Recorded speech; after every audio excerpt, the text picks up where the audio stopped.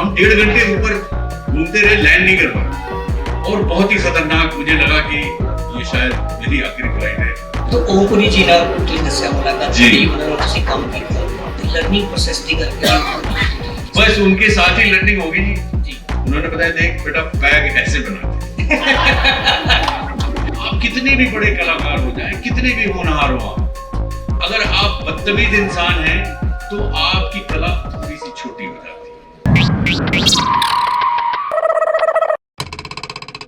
है। तो फिर वो लैंड नहीं कर पाई, फिर से उड़ गई क्योंकि यहाँ पे बहुत थंडरस्टॉर्म आया था कल सुबह, आप लोगों ने सुना होगा, देखा होगा। हाँ, तो वो हम 1.5 घंटे ऊपर घूमते रहे, लैंड नहीं कर पाए और बहुत ही खतरनाक मुझे लगा कि ये शायद मेरी आखिरी फ्लाइट है। तो मैं अपने बच्चों को मैसेज कर रहा था कि just remember your father loves you so much. सचमुच, दिस इज ट्रू स्टोरी। इसके बाद फिर हम दिल्ली चले गए, वहां पे 2 घंटे हमने इंतजार किया बाहर एयर स्ट्रिप पे, फिर वापस आए, जब यहाँ धूप निकली तब फ्लाइट लैंड हुई और फिर हम नीचे उतरे। मैं सुबह 5:30 बजे निकला था कि अभी फ्लाइट में नाश्ता नहीं करूंगा, चंडीगढ़ उतर के ही नाश्ता करूंगा, लेकिन 10:30 बजे तक मैं 5 घंटे फ्लाइट में बैठा रहा बिना कुछ खाए पिए। फिर मैं नीचे उतरा, हमारे जो आयोजक लोग थे हमारे साथ, सांची जी थी, उन्होंने कहा चलिए चलिए अब होटल चल के वहीं खाएंगे। मैं क्या नहीं, मैं जब यहाँ आया हूँ तो मुझे सिखा के भेजा गया है मुंबई से कि आप चंडीगढ़ उतरते ही वहां के बस अड्डे के पराठे जरूर खाना। मैंने कहा ठीक है। अब बस अड्डे गए तो बस अड्डा तो आपका बहुत ही फैंसी हो चुका है, ये बहुत पुरानी बात थी, और हम वहां पे पराठे ढूंढ रहे हैं, पराठे वाला कोई मिला नहीं। मुझे लगता है मैं इसी तरह बातें करता रहूंगा तो इनको इनके काम की फीस मिलेगी नहीं। तो अब मैं आपको सुपुर्द करता हूँ, आप बताइए क्या सवाल है आपका पहला। ਸਭ ਤੋਂ ਪਹਿਲਾਂ ਸਰ ਬਹੁਤ ਬਹੁਤ ਵੈਲਕਮ ਟੱਬਰ ਇਟਸ ਦ ਸ਼ੋ ਐਨਓਸੀ ਯਾਨੀ ਕਿ ਲਵਰਸ ਆਫ ਸਿਨੇਮਾ ਦੇ ਵਿੱਚ music festival sorry film festival film and music festival ਦੇ ਵਿੱਚ ਤੁਸੀਂ ਆਏ ਹੋ, ਤੁਹਾਨੂੰ ਕਿਵੇਂ ਲੱਗ ਰਿਹਾ ਹੈ? कैसा लग रहा है ये पूछिए। अजी मुझे तो बहुत अच्छा लग रहा है। मैंने आपको भी पराठे के किस्से सुना है, आपने सुने नहीं? ਬਿਲਕੁਲ ਸੁਣਿਆ। जिसने पराठे खा लिए चंडीगढ़ के उसको और क्या चाहिए फिर। ਠੀਕ ਸਰ, ਬਿਹਾਰ ਦਾ ਇੱਕ ਮੁੰਡਾ जी ਜਿਨ ਵੱਖ-ਵੱਖ ਸ਼ਹਿਰਾਂ ਦੇ ਵਿੱਚੋਂ ਹੁੰਦੇ ਹੋਏ ਜੀ। ਯੂਐਸ ਜਾ ਕੇ ਆਪਣੀ ਐਮਬੀਏ ਦੀ ਸਟੱਡੀ ਸ਼ੁਰੂ ਕੀਤੀ, जी जी ਬਟ ਵਿੱਚ ਦੇ ਵਿੱਚ ਡ੍ਰੌਪ ਆਊਟ ਕਰਕੇ ਇੰਡੀਆ ਵਾਪਸ ਆਏ, ਆਪਣਾ ਕਰੀਅਰ ਚੁਣਿਆ ਐਕਟਿੰਗ। ਉਹਦੇ ਤੋਂ ਫਾਦਰ ਸਾਹਿਬ ਵੀ ਨਾਰਾਜ਼ ਸੀਗੇ, ਇੱਕ ਸਾਈਡ ਤੁਹਾਡਾ ਪਿਆਰ ਸੀਗਾ ਐਕਟਿੰਗ, ਦੂਸਰੀ ਤਰਫ ਆਪਾਂ ਕਹਿ ਲਈਏ ਕਿ ਫਾਦਰ ਸਾਹਿਬ ਦੀ ਨਾਰਾਜ਼ਗੀ ਸੀਗੀ। ਤੁਸੀਂ ਇਸ ਨੂੰ ਕਿਵੇਂ ਟੈਕਲ ਕੀਤਾ, ਸਿਚੁਏਸ਼ਨ ਨੂੰ ਹੈਂਡਲ ਕਿਵੇਂ ਕੀਤਾ ਤੇ ਆਪਣਾ ਜਿਹੜਾ ਸਫ਼ਰ ਸੀਗਾ ਐਕਟਿੰਗ ਦਾ ਉਹਨੂੰ ਜਾਰੀ ਕਿਵੇਂ ਰੱਖਿਆ? बहुत ही सिंपल, मैंने पापा को बताया ही नहीं।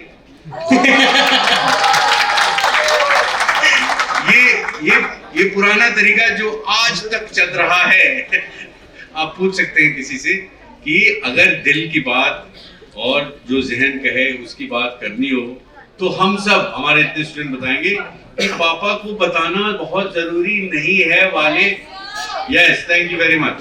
और हो जाने के बाद अगर उसका रिजल्ट अच्छा निकला तो फिर पापा को दिखा भी देना है, बता भी देना है जी। तो देखिए मेरे पिताजी पुलिस डिपार्टमेंट में थे, हम लोग मिडिल क्लास घराने के लोग थे।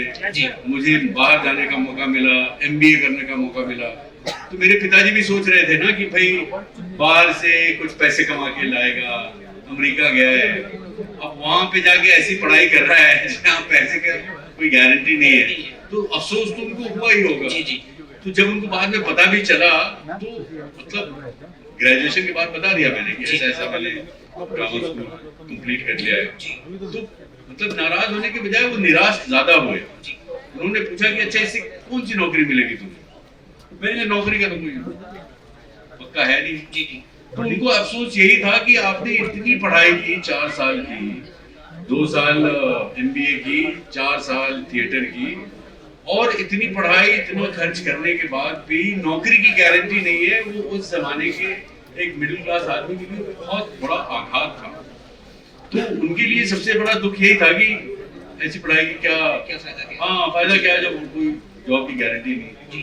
लेकिन बाद में उन्होंने भी अपना नजरिया बदला कि क्या है कि कला की पढ़ाई, हुनर की पढ़ाई, आर्ट की पढ़ाई जो है ना वो ट्रेनिंग होती है, वो पढ़ाई नहीं होती जी जी। और वो ट्रेनिंग बाद में ही काम आती है, पहले काम नहीं आता जी। और उसकी नौकरी भी बहुत लोग कर सकते हैं, लेकिन वो जो कला आप अपने अंदर ढालते हैं उसका कोई मोल वैसे भी है नहीं जी। तो ये तो हम धीरे धीरे करके ही सीखते हैं जी सर ये जो म्यूजिक एंड फिल्म फेस्टिवल हो रहा है जी। ਇਹਦੀ ਤੁਸੀਂ ਕੀ ਸਮਝਦੇ ਹੋ ਕਿ ਮਹੱਤਤਾ ਕਹਿ ਲੈਂਦੇ ਇੰਪੋਰਟੈਂਸ ਕੀ ਹੈ स्टूडेंट लाइफ ਦੇ ਵਿੱਚ यार मुझे क्या लगता है ना कि आर्ट का बहुत इम्पोर्टेंस है जी आप किसी भी साइंस स्टूडेंट से पूछ ले कि एक थ्योरम समझने के लिए एक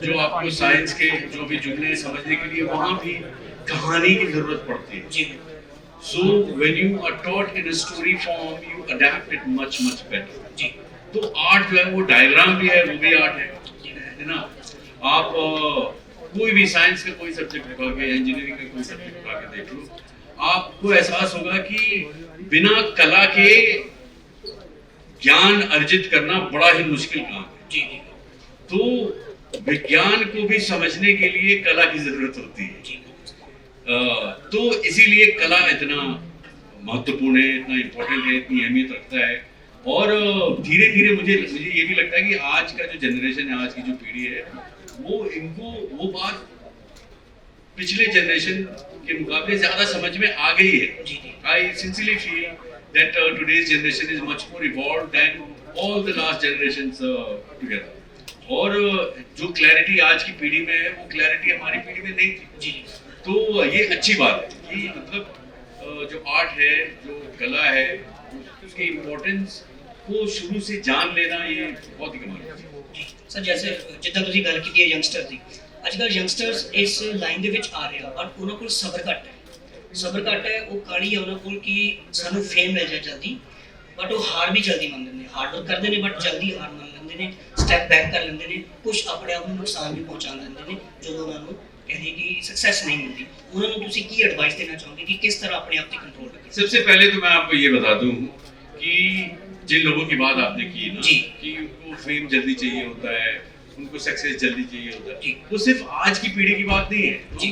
आज की पीढ़ी को नहीं ब्लेम कर सकते कि वो हर पीढ़ी में ऐसे लोग होते थे जिनको क्विक सक्सेस चाहिए होता है जिनको जल्दी से पैसे चाहिए जल्दी से शोहरत चाहिए सारा कुछ जल्दी से होना चाहिए पहले के ज़माने में इंस्टाग्राम और स्नैपचैट नहीं था लेकिन इसका मतलब ये नहीं कि मतलब इस तरह की बातें नहीं थी वो जी। हर पीढ़ी में हर जनरेशन में होती है लेकिन within that there are people who would understand the importance of process जी वो जो प्रोसेस की महत्ता जो है उसकी जो अहमियत है मुझे लगता है कि आज के जनरेशन को सबसे ज्यादा समझ है जी और इसीलिए आज आप देखेंगे कि जितने अच्छे आर्टिस्ट हैं जितने कमाल के टॉप के आर्टिस्ट हैं वो बहुत ही कम उम्र के हैं जी जी क्योंकि वो इस जनरेशन के हैं और इस जनरेशन में जो क्लैरिटी है किसी भी चीज को हासिल करने की वो पिछले कई जनरेशन में इतनी क्लैरिटी कभी नहीं रही ये मेरा मानना है एंड आई होप कि क्लैरिटी इधर भी है आप लोगों में है ना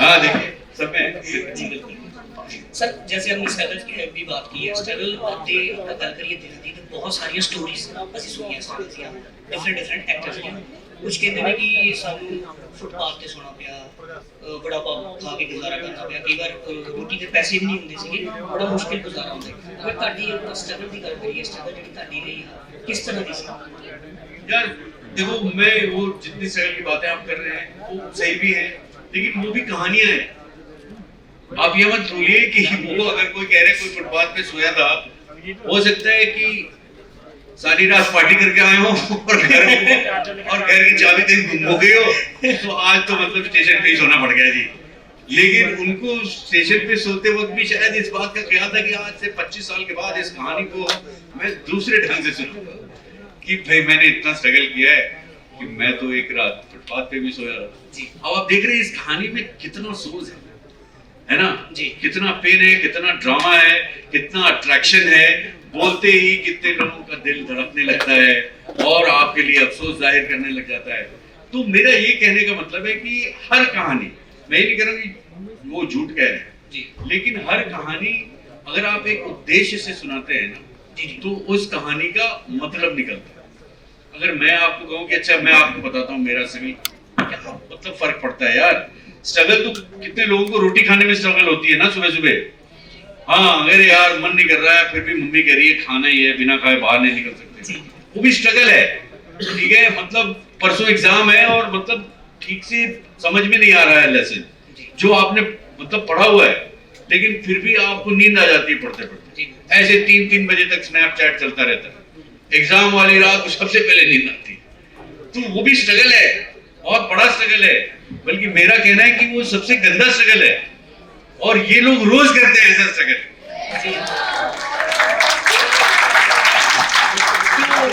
तो कंपैशन तो हर स्ट्रगल के लिए होना चाहिए ना, है ना। सारे स्ट्रगल को मतलब पिक्चर बना के बेचने की जरूरत नहीं है, कुछ स्ट्रगल समझने की भी जरूरत है। मेरे कहने का मतलब कि मेरे स्ट्रगल में ऐसी कोई कहानी नहीं है कि जिसको मतलब मैं भी बना के सुना सकता हूँ, लेकिन बात वो इम्पोर्टेंट नहीं है। जो इम्पोर्टेंट बात है वो ये है कि किसी भी चीज को करने में स्ट्रगल होगी, मतलब स्टार बनने में, नहीं बनने में, सिंगर बनने में, आर्टिस्ट बनने में, लेखक बनने में, डॉक्टर बनने में, इंजीनियर बनने में, लुक्खा बनने में, सब में स्ट्रगल है जी। और स्ट्रगल होके अगर आप गुजर के कुछ चीज हासिल करते हैं तो उसकी मिठास अलग है। सर जिस तरह ਤੁਸੀਂ ਬਹੁਤ ਸਾਰੀਆਂ ਮੂਵੀਜ਼ ਦੇ ਵਿੱਚ ਬਹੁਤ ਛੋਟੇ ਵੱਡੇ ਕਿਰਦਾਰ ਨਿਭਾਏ ਨੇ ਜਿਨ੍ਹਾਂ ਨੂੰ ਲੋਕਾਂ ਨੇ ਬਹੁਤ ਜ਼ਿਆਦਾ ਪਿਆਰ ਦਿੱਤਾ ਹੈ, ਕਦੀ ਇਸ ਤਰ੍ਹਾਂ ਹੋਇਆ ਕਿ ਕੋਈ ਕਿਰਦਾਰ ਤੁਹਾਡੇ ਉੱਤੇ ਹਾਵੀ ਹੋ ਗਿਆ, ਤੁਸੀਂ ਕਿਰਦਾਰ ਪਰਫਾਰਮ ਕੀਤਾ ਬਟ ਤੁਹਾਡੇ ਨਾਲ ਹੀ ਤੁਹਾਡੇ ਘਰ ਚਲਾ ਗਿਆ, ਤੁਹਾਡੇ ਉੱਤੇ ਪ੍ਰੈਸ਼ਰ ਬਣਿਆ ਉਸ ਕਿਰਦਾਰ ਤੋਂ ਬਾਹਰ ਨਿਕਲਣ? यार इस बारे में भी बहुत बातें हुई है कि एक एक्टर उस किरदार में ऐसा घुसा कि वहां से निकल ही नहीं पाया। तो मैं क्या करता हूँ ना कि जब कोई काम खत्म हो जाता है तो मैं 2-3 दिन बहुत अच्छी तरह नहाता हूँ जी, सारे मैल उतार लेता हूँ जी, ठीक है ना। इसके बाद वो किरदार समझ में नहीं आता है क्योंकि वो किरदार धुल के नाली में कहीं चला गया फिर जी। ये किरदार आपके ऊपर हावी हो गया है, ये कहना मतलब थोड़ा आर्टिफिशियल क्यों लगता है ये मैं बताता हूँ। ये मेथड एक्टिंग की बात है जिसको स्टैनिस्लॉवस्की साहब जो मॉस्को के थे, रशिया के थे, उन्होंने उसकी शुरुआत की थी। फिर कुछ अमेरिकन लोगों ने जाके वो टेक्निक सीख कर आए थे, फिर उन्होंने अमेरिका में वो सिखाना शुरू कर दिया। तो अमेरिका में इतने अच्छे बनिए लोग हैं कि हर चीज को बेचने के लिए मतलब महारत हासिल है जी। अभी लोग स्टैनिस्लॉवस्की के मेथड एक्टिंग की बात करते हैं तो लगता है कि ये अमेरिकन टेक्निक है, अमेरिकन टेक्निक नहीं है, अमेरिका का सिर्फ मैकडॉनल्ड्स ही है बस।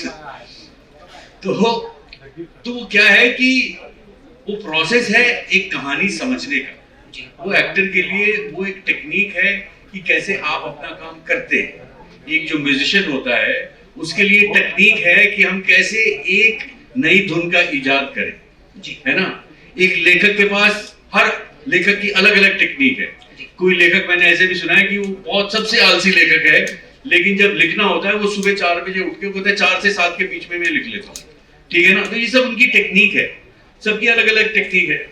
अब उस टेक्निक को जब आप उड़ते हैं, उसको उसका अनुसरण करते हैं, उसको फॉलो करते हैं, तो उसको अनफॉलो करना भी आपके ऊपर ही है। ये कह देना कि अरे यार मैं 4 बजे से 7 बजे तक लिखता था, एक फिल्म की स्क्रिप्ट लिखी, अब देखो मैं रोज सुबह 4 बजे उठता हूँ क्योंकि मेरी आदत बदल गई, तो अच्छी बात है, ठीक है ना। आप एडजस्ट करोगे। अगर कोई किरदार आपको छोड़ के नहीं जा रहा है तो आप उसको छोड़ के चले जाओ, है ना। नहीं, अगर वो वही है, it's a choice you make, you know, it's your individual choice कि आप नहीं छोड़ के जाना चाहते उस किरदार को ऐसी जगहों पे कहानियां सुनाने के लिए, ठीक है ना। ये आपके ऊपर है कि आप अपनी कला का कितना सम्मान करते हैं, उसका कितना आदर करते हैं, उसकी कितनी सेवा करते हैं, उसके कितने नखरे उठाते हैं अपनी कला के, है ना। वो होता नहीं कि एक कह रहा है राइटर की यार मुझे राइटर्स ब्लॉक आया हुआ भाई, मैं ये अगले हफ्ते नहीं लिख सकता जी, अगर कुछ लिखवाना है तो मुझे श्रीनगर भेजो, मैं वहां पे वादियों को देखते हुए शायद कुछ लिख दूं जी। तो ये सब टेक्निक है, ठीक है ना। वो कलाकार का मतलब है, उसका इंटेलिजेंस है, उसका कला से कुछ लेना देना नहीं, वो एक इंडिविजुअल क्राफ्ट है। आप अपने इंडिविजुअल क्राफ्ट को कैसे होन करते हैं, कैसे संवारते हैं, ये आपके ऊपर है। सर कभी इतना होया कि ਤੁਹਾਨੂੰ ਕੋਈ ਪਰਸਨਲ ਇਸ਼ੂ ਹੈ, ਪਰਸਨਲ ਪ੍ਰੋਬਲਮਸ ਹਰ ਬੰਦੇ ਦੀ ਲਾਈਫ 'ਚ ਚੱਲਦੀਆਂ ਰਹਿੰਦੀਆਂ ਨੇ, ਤੁਸੀਂ ਸੈੱਟ ਤੇ ਹੋ, ਡਾਇਰੈਕਟਰ ਦੀ ਕਾਲ ਹੈ ਕਿ ਤੁਸੀਂ ਟੇਕ ਸ਼ਾਟ ਦਿੰਦੇ ਹੋ, ਤੁਸੀਂ ਕੈਰੈਕਟਰ ਪਲੇ ਕਰਦੇ ਹੋ, ਬਟ ਉਹ ਪ੍ਰੋਬਲਮ ਹੋਣ ਦੇ ਨਾਲ ਨਾਲ ਉਹ ਕੈਰੈਕਟਰ ਦੀ ਸਕਿਨ ਦੇ ਵਿੱਚ ਜਾਣਾ ਕਿੰਨਾ ਪਹਿਲੇ ਚੈलेंजिंग ਹੁੰਦਾ है। देखिए एक पुलिस ऑफिसर है, उसकी बीवी से लड़ाई हुई सुबह सुबह क्योंकि नाश्ते में उसको पराठे नहीं मिले, ठीक है ना। वो थाने जाता है, पता चलता है कि ये बैंक में डकैती हो रही है, तो वो क्या बोलेगा कि अरे यार मैंने तो सुबह नाश्ते नहीं किए, मैं डकैत को कैसे रोकूं, है ना जी ये आप वही बात हो गई ना कि पर्सनल प्रॉब्लम आ गई, तो इसके लिए आपने अपनी सोशल रिस्पॉन्सिबिलिटी उठा के फेंक दी। ऐसा होता नहीं है जी अगर आप अपनी काम से मोहब्बत करते हैं, जी अगर अपनी आप विधा से मोहब्बत करते हैं, जो आप कर रहे हैं, जो लिख रहे हैं, जो पढ़ रहे हैं, या अगर आप डॉक्टर हैं, अगर आपको अपने प्रोफेशन से लगाव है तो ये सब प्रॉब्लम नहीं आती। ਸਰ ਜਿੱਦਾਂ ਤੁਸੀਂ ਇਸ ਫੈਸਟੀਵਲ ਦੇ ਵਿੱਚ ਆਏ ਹੋ, ਮੂਵੀਜ਼ ਚੱਲ ਰਹੀਆਂ ਬਹੁਤ ਸਾਰੀਆਂ ਦੇਖ ਰਹੇ ਹੋ, ਇੰਨੀ ਆਡੀਅנס ਹੈ ਸਾਡੀ, ਤੁਹਾਨੂੰ ਕੁਝ ਇੱਥੋਂ ਸਿੱਖਣ ਨੂੰ ਮਿਲੇਗਾ, ਤੁਸੀਂ ਕੁਝ सीखोगे तो? मैं कल से आया हूं, मैं कल से कितना सीख रहा हूँ यार, जी मैं बता रहा हूँ, मैं इतने लोगों से मिला, यंग लोगों से मिला, फिर हमारे जो ऑर्गेनाइजर साहब हैं उन्होंने इतना अच्छा मंच तैयार किया था कल पंजाबी फिल्म इंडस्ट्री के, एंटरटेनमेंट इंडस्ट्री के बड़े बड़े दिग्गज लोगों से मिला, हमारे कुछ पुराने दोस्त थे उन लोगों से मिला, तो मैंने आपसे सीखा, अभी हम लोग बैठ के बातें कर रहे थे, तो सीखने को तो रोज मिलता है। पंजाबी मूवीज देखते हो सर तुम? हाँ जी, मैंने पहली पंजाबी फिल्म कौन सी देखी थी मैं बताऊं? मेरे जीवन की पहली पंजाबी फिल्म थी चन्न परदेसी, और चन्न परदेसी देखने के बाद मतलब लक की बात है, बस मैं अपनी तारीफ नहीं कर रहा हूँ, उसके देखने के कुछ 6 महीने बाद मैं एक जगह ऑडिशन के लिए गया, और ऑडिशन में मुझे उस सीरीज का लीड रोल मिला, मेरा पहला काम था, लीड रोल मिला, मैं बहुत खुश हो गया कि यार लीड रोल मिल रहा है, लीड रोल मिल रहा है। अरे नहीं नहीं नहीं, ताली की बात ये नहीं है, अभी रुक जाओ, बड़े बेसब्र हो यार। तो लीड रोल मिला, फिर मैं डायरेक्टर से मिलने गया, उसके डायरेक्टर थे सागर सरहदी साहब। सागर सरहदी का नाम सुना होगा आपने, बहुत बड़े लेखक, उर्दू के बहुत बड़े लेखक, वो सरहद के रहने वाले थे, और उन्होंने एक फिल्म बनाई थी बाजार 80 के दशक, तो मैं उनका बहुत बड़ा फैन था, और वो इतने बड़े लेखक थे, बड़ी बड़ी फिल्मों के डायलॉग लिखे थे, यश चोपड़ा की सारी फिल्मों के डायलॉग लिखे थे, वो डायरेक्टर बन गए। तो मुझे पता चला कि ये तो डायरेक्ट कर रहे हैं, मैं तो और भी खुश हो गया। फिर मैं उनके प्रोड्यूसर से मिला, उनके प्रोड्यूसर थे गिरजा शंकर जी, तो मैं तो देख के अवाक रह गया, क्योंकि वो तो चन्न परदेसी में एक्टर थे। मैंने कहा अरे सर ये तो मेरा बड़ा सौभाग्य है। बोले कि सौभाग्य तो तुम्हारा क्या है, तुम्हें पता ही नहीं है विनय, तुम्हारे जो को एक्टर है ना सीरीज में, तुम लीड का रोल कर रहे हो, तुम्हारे जो पैरेलल लीड हैं वो पता है कौन है? मैंने कहा नहीं जी, कि वो ओमपुरी साहब। मैं तो मतलब गिर गया खुशी से, मतलब वो भी चन्न परदेसी। मैंने कहा ये सिर्फ चन्न परदेसी वालों के लिए ऑडिशन हो रही थी क्या?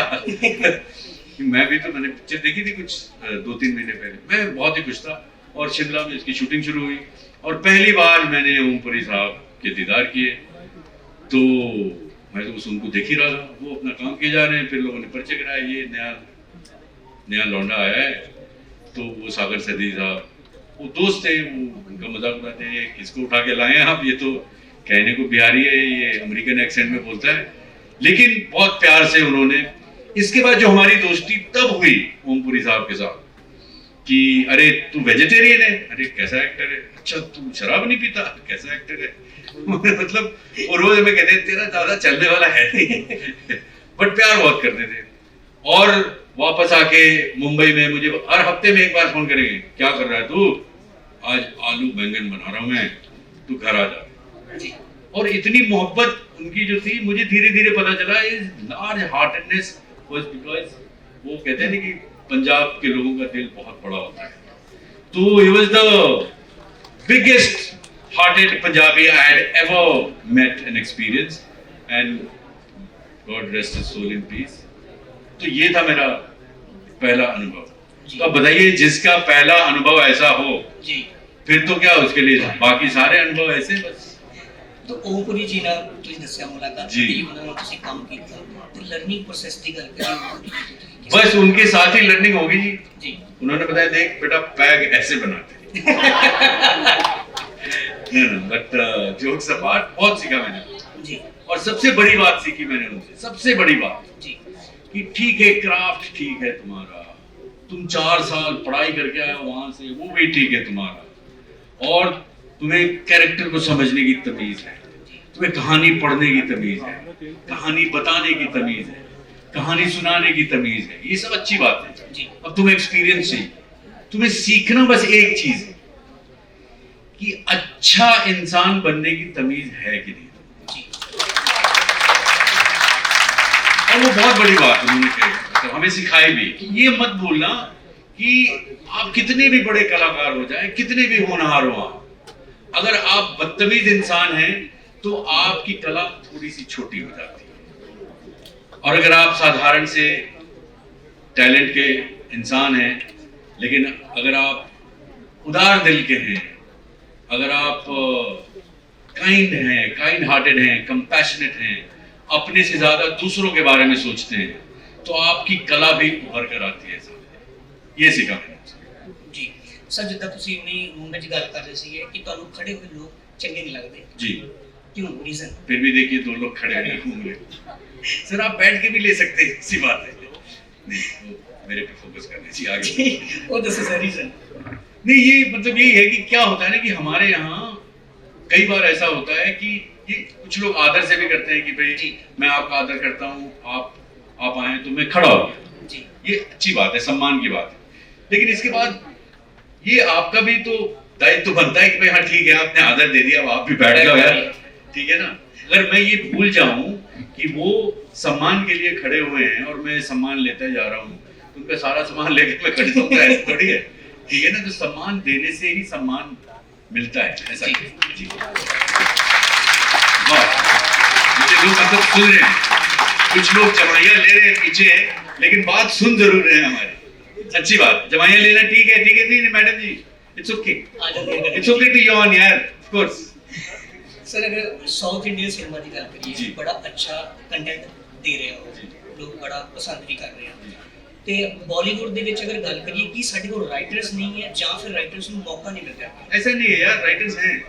और आप तो ये बहुत ही गलत एक्टर से सवाल कर रहे हैं। मैं तो हमेशा छोटी फिल्में ही करता हूँ, मुझे बड़ी फिल्में करनी आती नहीं। बट जोक्स अपार्ट, हमारे यहाँ बहुत अच्छे अच्छे राइटर्स हैं जी। लेकिन इसके अलावा आपको ये समझना चाहिए कि एक बाजार भी है जी, ठीक है ना। और ये जो कला है ना फिल्म मेकिंग, ये सबसे महंगी कला जी, सबसे महंगी। मतलब लिखने के उतने पैसे नहीं लगते और गाने के उतने पैसे नहीं लगते जितने फिल्म बनाने के पैसे। तो अगर फिल्मों में कोई इतने ज्यादा पैसे लगा रहा है और इतनी लागत लगा के अगर उसका रिटर्न नहीं आ रहा है, तो लॉस में कितनी पिक्चरें बनाएगा भाई, है ना। लॉस में तो पिक्चरें बननी चाहिए ना। मैं बताता हूँ मैं क्यों कह रहा हूँ ऐसी बात। आप जितनी भी डेवलप्ड कंट्रीज देख लेना, उनके उनका जो सिस्टम है, उनकी जो सरकार है, वो कहती है कि चलो ये पिक्चर चले ना चले, ऐसी कहानी बननी चाहिए, है ना। कि ये किताब बिके ना बिके, लेकिन प्रेमचंद की कहानी छपनी जरूर चाहिए, क्योंकि वो जरूरी है, हमारे समाज के लिए जरूरी है, हमारे स्टूडेंट्स के लिए जरूरी है। तो बेस्ट सेलर तो छपी जाती है क्योंकि वो बिक रही है। लेकिन जो बेस्ट सेलर नहीं है, जो साहित्य है, जो गाढ़ा साहित्य है, जो शायद उतना प्रचलित पॉपुलर नहीं है, उसको छपना तो चाहिए। तो जब वो बिकना बंद हो जाएगा तो कौन छापेगा उसे? तो उसके लिए सरकार पाठ्यक्रम निकालती है, कोर्सेज अफसर। तो ये कोर्स की जितनी किताबें हैं वो कौन खरीदता है? सिर्फ स्टूडेंट्स खरीदते हैं, क्योंकि ये विधा ऐसी है जिससे कम से कम वो जो साहित्य है वो मर ना जाए, वो जिंदा रहे। तो ये एग्जांपल मैं इसलिए दे रहा हूं कि जो डेवलप्ड कंट्रीज है वो अपने सिनेमा को भी ऐसे ही जिंदा रखे कि जो सिनेमा शायद जो पॉपुलर नहीं है, शायद जो मार्वल कॉमिक्स नहीं है, शायद जो बिकने वाली सॉन्ग एंड डांस सिनेमा नहीं है, लेकिन वो जो सब्सटेंस वाली मीनिंगफुल सिनेमा है, स्टोरी वाली सिनेमा है, वो उसको बननी तो चाहिए ना। तो उसको कहीं से उसके लिए मदद की जरूरत है। आप लोगों से कितने लोगों ने अंधे घोड़े का दान देखी है? 1, 2, 3। आप समझ रहे हैं ना मैं क्या कह रहा हूं? I just proved my point कि अंधे घोड़े का दान one of the best films I have seen, and it's not because it's a Punjabi film, it's a beautiful film, it's part of Punjabi literature, that's how wonderful the film is. लेकिन वो film कब बनी, और बहुत पुरानी नहीं है, अभी हाल की है। गुरिंदर बहुत अच्छा दोस्त है मेरा, बहुत अच्छा फिल्म मेकर है। लेकिन वो फिल्म अगर कमर्शियल मार्केट में नहीं बिकने की बात पे अगर वैसी फिल्में बननी बंद हो जाए तो हमारा साहित्य बंद हो जाएगा, है ना। आपके पास अभी जाके पॉपुलर हुए हैं, जब पास जिंदा थे तो उनकी किताबें बिकती नहीं थी, लेकिन उन्होंने लिखना बंद नहीं किया। तो कहने का मतलब यही है कि इसीलिए इस तरह के जो उत्सव होते हैं, फिल्म फेस्टिवल्स होते हैं, ये बहुत जरूरी है, ना सिर्फ एक समाज के लिए बल्कि यूनिवर्सिटी के लिए, हमारे यंग ऑडियंस के लिए, कि उनको पता चले कि अरे ऐसी फिल्में भी बनती हैं हमारे यहाँ। हम तो सोचते हैं कि सिर्फ जर्मनी में और यूरोप में ऐसी फिल्में बनती हैं जो आपको सोचने में मजबूर कर दे, जो आपको कहेंगे ये तो मतलब साहित्य है। तो वैसी फिल्में हमारे यहाँ भी बनती हैं, आप तक नहीं पहुंचती है क्योंकि बीच में बाजार आ रहा है। तो उस बाजार और आपके बीच की दूरी को पाटने के लिए एक सिस्टम का होना जरूरी है। वो सिस्टम जो आपके पास पैसे नहीं है तो कम से कम इतना पैसे दे कि आप अपनी फिल्म बना सके। एनएफडीसी जैसी संस्थाएं उसी मुहिम का एक हिस्सा थी, समझ रहे हैं आप? तो मैं यही कहना चाह रहा हूँ कि वैसी फिल्में बननी चाहिए, वैसा साहित्य लिखा जाना चाहिए। जो फाइन आर्ट है वो कमर्शियल आर्ट के मुकाबले बंद नहीं होना चाहिए। ये कह रहा हूं। सर जगह ਤੁਸੀਂ ਬਹੁਤ ਸਾਰੇ ਕਿਰਦਾਰ ਕੀਤੇ ਨੇ, ਲੋਕ ਬੜੇ ਪਿਆਰ ਦਿੰਦੇ ਨੇ, ਲਗਭਗ ਹਰ ਤਰ੍ਹਾਂ ਦਾ ਕਿਰਦਾਰ ਤੁਸੀਂ ਨਿਭਾ ਚੁੱਕੇ ਹੋ। ਕੋਈ ਡ੍ਰੀਮ कैरेक्टर जो ਤੁਹਾਡੇ ਮਨ ਵਿੱਚ ਹੈ? बस यही ड्रीम है मेरा कि ये जो जिस साहित्य की बात कर रहा हूँ जी, ये वो साहित्य पनपता रहे, वो साहित्य मर ना जाए, वो साहित्य जिंदा रहे, चाहे वो पंजाब का साहित्य हो या वो बिहार का साहित्य हो या वो केरला का साहित्य हो। वैसी फिल्में जो अमूमन नहीं बनती। देखो बाहुबली बनाने के लिए 15 इन्वेस्टर मिल जाएंगे, लेकिन अंधे घोड़े का दान बनाने के लिए एक भी इन्वेस्टर नहीं मिलेगा। उसके फिल्म मेकर को बहुत हुज्जत करनी पड़ी, बहुत मशक्कत करनी पड़ी कि वो किसी तरह से वो फिल्म बना सके। इसके बाद फिल्म देश विदेश में घूम के कई अवार्ड्स कमा रही है, वो और बात है, लेकिन वो फेस्टिवल्स में जा रही है। इसीलिए मैं कह रहा हूँ ये फेस्टिवल्स होना, इस तरह के फेस्टिवल का होना बहुत जरूरी है। Thanks to Rajesh Sharma. Thank you Rajesh Sharma ji. नहीं, मैं सच में बहुत मतलब आपने छोटी जगहों पे चंडीगढ़ और देहरादून, नहीं तो मतलब फेस्टिवल तो बड़ी बड़ी जगहों पे, बर्लिन में होता है जी, वो वेनिस में होता है, मुंबई में होता है, गोवा में होता है, ये बड़े बड़े फेस्टिवल। लेकिन छोटी जगहों के लोग क्या लोग नहीं हैं? वहाँ के लोग क्या साहित्य नहीं पढ़ते हैं? मैं छोटे शहर का हूँ सर, मैं मतलब अखबारों में पढ़ता था ना कि दिल्ली में फिल्म महोत्सव हो रहे हैं, वहाँ पे वो नाटक हो रहा है, मुंबई में अमजद खान साहब ने पृथ्वी में इस नाटक का मंचन किया, इसका समाचार पढ़ता था और मुझे अफसोस होता था कि अरे यार मैं छोटे जगह पैदा हुआ हूँ, अगर मैं भी मुंबई या दिल्ली में पैदा होता तो कम से कम मैं पैसे बचा के जाके टिकट खरीद के देख तो सकता था। मुझे पहले नहीं पता था कि वो आम टिकट है। पृथ्वी में, पृथ्वी थिएटर में अभी भी कोई भी जाके, क्योंकि उसके टिकट का प्राइस ज्यादा नहीं है, उन्होंने जानबूझ के ये रखा हुआ है कि हमारा आर्ट जो है, हमारी कला, हमारा हुनर जिंदा रहे, इसके लिए हम सबको मिलके कुछ करना पड़ेगा। उसके लिए हम सब चीज अगर मार्केट पे छोड़ देंगे तो सिर्फ मार्केट ही रह जाएगा फिर, है ना? तो थैंक यू वेरी मच, इनके लिए जोरदार ताली। देहरादून और कुरुक्षेत्र और चंडीगढ़ और हिसार जैसे जगहों पे आपने फेस्टिवल को जिंदा रखा, वहाँ के यंग लोगों को अच्छी फिल्में देखने का मौका मिला, वरना कहाँ देखेगी ये फिल्में हमारी पब्लिक? क्योंकि हम ये तो नहीं सोच सकते कि छोटी जगहों के लोगों का इंटेलेक्ट नहीं है या उनका इंटेलिजेंस नहीं है या उनकी समझ नहीं है, बल्कि आप देखेंगे कि जितने फिल्म मेकरों की बात मैं कर रहा हूँ ये सब छोटी जगहों से ही आए हैं।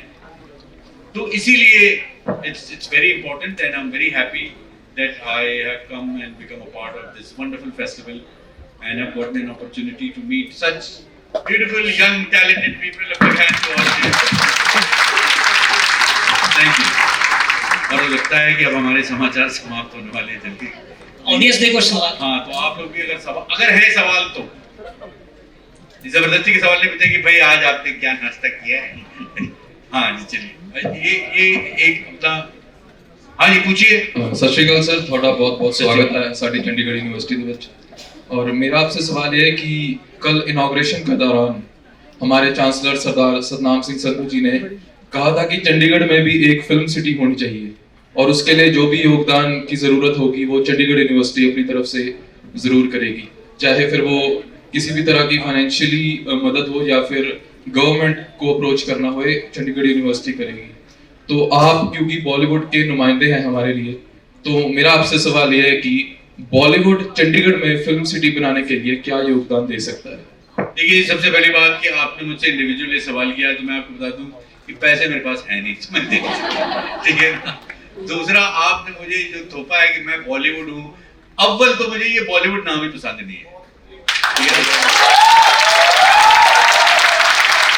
भाई माफ करना, बॉलीवुड और हॉलीवुड और लॉलीवुड, क्या मतलब हमारा जहन इतना गरीब हो चुका है कि हम अपना नाम ठीक से नहीं ले सकते हैं। उसके लिए हमें एक स्ट्रक्चर बोरो करना पड़ता है, मतलब वेस्ट से। ऐसा नहीं है, हॉलीवुड एक है, उसको रहने दीजिए ना यार।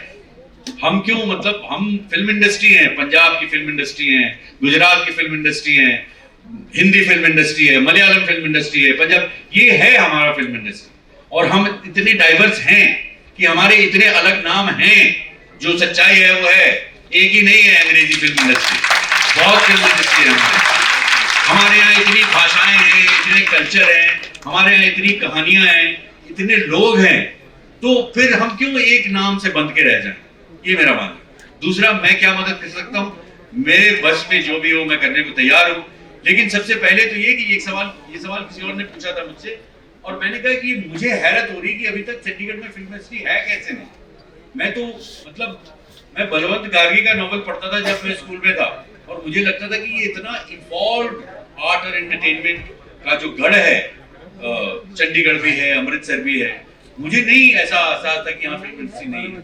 तो मेरे लिए आश्चर्य की बात है, और मैं तो चाहता हूँ कि जितनी जल्दी बने उतना ही अच्छा है, क्योंकि यहाँ कितना काम हो रहा है मैं आपको बता नहीं सकता। कई बार लोग आके मुझे पंजाबी फिल्म लेके चले जाते हैं बिना ये जाने कि मैं पंजाबी फ्लुएंटली नहीं बोलता हूँ, और उनको पता चलता है, फिर वो स्क्रिप्ट वापस ले लेते हैं। मैं कहता हूँ स्क्रिप्ट छोड़ दीजिए, मैं याद कर लूंगा यार, मुझे काम तो मिले। तो नहीं, jokes apart, I think it's a great initiative and it should be done as soon as possible. Yes, absolutely.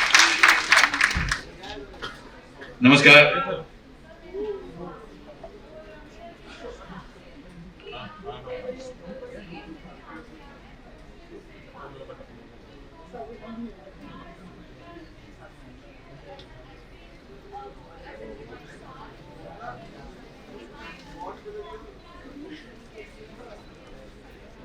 देखिए Suhasini ji, thank you for asking such an intelligent question. ये जो है ना कि जो डिफरेंस है वो डिफरेंस मंच का है, वो डिफरेंस कैमरे का है। हम अगर उसको बदल के कि भाई मैं यहाँ पे गाने गा रहा हूँ तो दूसरी तरह से गाऊं, और यही गाना मैं 5000 लोगों के सामने गा रहा हूँ तो दूसरी तरह से गाऊं, और सिर्फ इनको गाना सुना रहा हूँ रात को क्योंकि इनको चढ़ गई है और ये कह रहे सुना दे गाना, तो वो अलग तरह से गाऊं। नहीं, मुझे गाना वही है, उसको मैं कितनी ईमानदारी से गाता हूँ ये मेरे ऊपर है। तो मेरे काम में तब्दीली नहीं आई just because the medium is different, but yes, the thing is that the medium is different. You need to understand as an actor, you learn another craft. कि जब आप स्टेज पे होते हैं तो आपको ये एहसास होता है कि वो भाई साहब जो सबसे पिछले वाली सीट पे बैठे हैं ना उधर, हाँ आपको मेरी आवाज आ रही है, ये मेरे लिए बहुत जरूरी है कि मेरी आवाज उन तक भी पहुंचे। अगर उन तक पहुंचेगी तो मुझे पता है इन तक भी पहुंचेगी। तो ये थिएटर की बात है। लेकिन जो टीवी का कैमरा है और जो फिल्म का कैमरा है वो पहले डिफरेंट हुआ करता था। तो टीवी के कैमरे की समझ ये होती थी कि टीवी देखने वाले लोग ड्राइंग रूम में बैठते थे, कोई इतने बड़े हॉल में बैठ के टीवी नहीं देखे। तो TV is a medium of close-ups, समझ रहे हैं आप? तो आपको अपनी कहानी एकदम क्लोजअप में कहनी होती है। जो आजकल जो आप लोग रील्स बनाते हैं ना, that's also medium of close-ups, कि आपकी जो मतलब इमोशंस हैं आप कितना इमोट कर सकते हैं सिर्फ एक आईब्राउ उठा के। वो टेलीविजन का कैमरा है, वो डिफिकल्ट भी ज्यादा है। और फिल्म का कैमरा है कि थोड़ा सा आपको पता है कि 70 mm पर्दे पे आप दिखेंगे तो आपकी फिजिकलिटी थोड़ी सी चेंज होती है। बट ये सारी चीजें वो इतनी गुड चीजें हैं ना कि वो मीडियम में आके ही सीखता है, करते करते सीख जाते हैं। और ये आखिरी सवाल अब जाता है आप पे। अरे 3 आखिरी सवाल है इधर, आ जाओ उधर पे। अच्छा जल्दी जल्दी पूछो भाई, बहुत हो गए। सर नमस्कार। और सर जैसे आज आपने बहुत अच्छा बोला, काफी लोग इन्फ्लुएंस हुए होंगे, एंड मैं पूछना चाहता हूँ जैसे कि अभी जो नई जनरेशन है, हम जैसे जिसको एक्टिंग फील्ड में आना है, तो उसको किस तरह से मेहनत करनी चाहिए और किन किन बातों पर ध्यान रखना चाहिए? अच्छा, तो ये तो पहले आपको डिसाइड करना है कि मतलब कौन सी एक्टिव फील्ड में जाना चाहते हैं आप। क्योंकि आजकल जो रील्स बनती है ना उसमें भी एक्टिंग। नो सर, एक्टिंग, सिर्फ एक्टिंग। नहीं, रील्स में भी एक्टिंग होती है, उसको आप मतलब नीचे की नजरों से मत देखो आप। हाँ जी सर। वो बहुत अच्छे एक्टर्स होते हैं वो, और वो एक्टर भी खुद ही होते हैं, एडिटर भी खुद होते हैं, डायरेक्टर भी खुद होते हैं, राइटर भी खुद होते हैं, मेकअप मैन भी खुद ही होते हैं वो। वो 15 सेकंड के छोटे से फ्रेम में जो काम हो रहा है ना भाई साहब, मैं बता रहा हूँ, मतलब क्रिस्टोफर नोलन तक हिल गया अभी। बहुत ही कमाल का काम हो रहा है उधर, उसको समझने की जरूरत है। दूसरा, सबसे पहले तो आप पढ़ाई पूरी कर लो, क्योंकि मेरा ये मानना है कि आजकल के हमारे कलाकार को शिक्षित होना बहुत जरूरी है। You need to be educated, you need to understand, yes, thank you. You need to understand who you are, where you come from, and what are your real responsibilities. आपकी जो समाज के प्रति जिम्मेदारियां उसको समझ के आना चाहिए, एकदम से पर्दा गोल नहीं होना चाहिए, ठीक है ना। और तीसरा कि आप मेहनत करने के लिए अगर आप राजी हैं तो मेहनत कीजिए, आप थिएटर कीजिए, आप सीखिए। आप यहाँ पे तो चंडीगढ़ में थिएटर यूनिवर्सिटी भी है, थिएटर कोर्सेज भी हैं।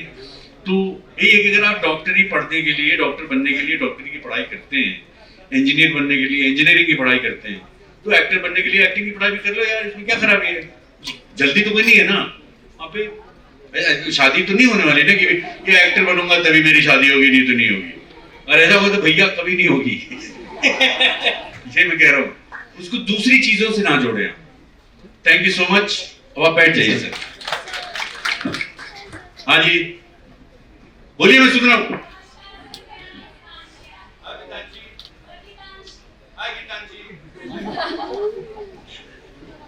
सर मेरा सवाल है कि आपने इतने सारे किरदार निभाए हैं, तो ऐसा कोई किरदार जो आपको लगा हो कि किसी दूसरे अभिनेता का, कि आपको लगा हो कि ओहो ये तो मुझे करना चाहिए था, मैं ज्यादा बेहतर कर लेता?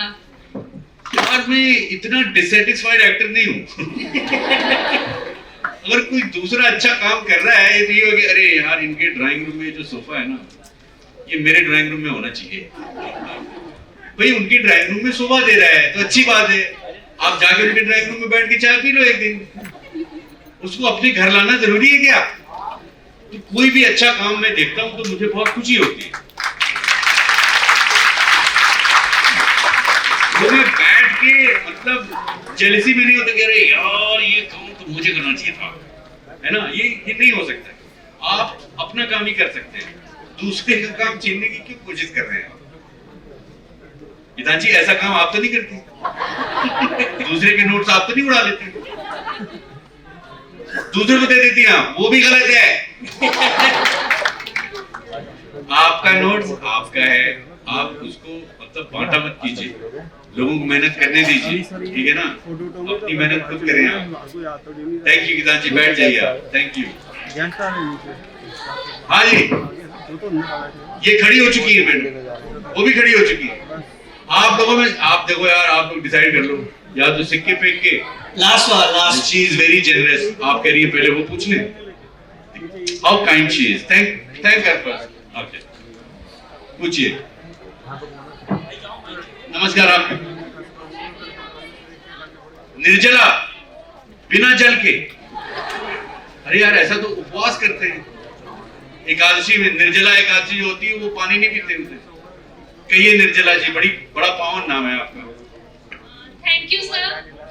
सर मेरा सवाल ये है कि जो आपकी लुका छुपी मूवी थी। अरे यार बाजार वाले सवाल लेकर आ गई। सर प्लीज सुनिए। सर उसका कंटेंट था कि आजकल की जो युवा पीढ़ी है वो लिव इन रिलेशनशिप में रहना चाहती है। जी, अच्छी बात है सर, अच्छी बात, बहुत अच्छी बात है।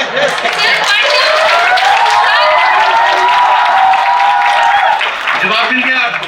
नहीं सर, बट हमारे पास हाल ही में केस आए थे कि दिल्ली में वो लिव इन रिलेशनशिप। हर अच्छी बात को काटने के लिए 15 लोग खड़े होकर तैयार रहते हैं, ऐसे केसेस भी बनते रहते हैं। मेरा ये मानना है कि आज की पीढ़ी बहुत समझदार पीढ़ी है, उसको अपना दायित्व पता है। उसको अगर उसको लगता है कि किसी के साथ रह के पता कर ले कि ये जिंदगी भर ये साथ काटने रहा है कि आदमी है कि नहीं, ये समझदारी की बात है और ऐसा होना चाहिए। आई एंडोर्स इट। सर बट वो लिविंग रिलेशनशिप में रहते थे, वो अपनी गर्लफ्रेंड का मर्डर कर देता है, ऐसा सब। अरे मर्डर करने वाला तो अपनी मम्मी का भी मर्डर कर देता है यार। Thank you very much. जो कातिल है, जो हत्यारा है, जो खूनी है, जो पागल है, वो तो अपने बच्चों का, अपने पेरेंट्स का भी मर्डर कर देता है। तो ये क्या बात हुई? वो लिव इन रिलेशनशिप की वजह से नहीं होता है, वो पागलपन की वजह से होता है। तो लिव इन करने से पहले देख लें कि वो बंदा पागल है कि नहीं, ये जानना जरूरी है। Thank you Chandigarh university. अब ये आखिरी सवाल इनका, इसके बाद मैं सारे बड़े बूढ़ों के चरण छू के निकलना चाहूंगा क्योंकि मेरी फ्लाइट है। हाँ जी पूछिए। लगता है पूछने का इरादा त्याग दिया है इन्होंने। नमस्कार सर, नमस्कार। मेरा नाम आस्था है। सर मेरा आपसे ये क्वेश्चन था कि अगर आपके पास दोबारा एक मौका होता अपनी लाइफ रीलिव करने का, तो क्या आप एक्टर ही बनते? Exactly like this. मैं चंडीगढ़ यूनिवर्सिटी आता और आपके सवालों का जवाब देने का प्रयास जरूर करता। I have no regrets. Thank you so much for being so kind and lovely and thank you very much. आप सब लोगों का बहुत बहुत धन्यवाद। I'm feeling a lovely, wonderful energy from all of you, and I wish you all the best. Yes, thank you. And इससे पहले विजय sir यहाँ से हमसे इस स्टेज मंच से नीचे जाए, मैं राजेश शर्मा हमारे फेस्टिवल डायरेक्टर और डॉक्टर त्रिशु को बुलाना चाहूंगा सबके लिए तालियां। वो हमको स्टेज पे ज्वाइन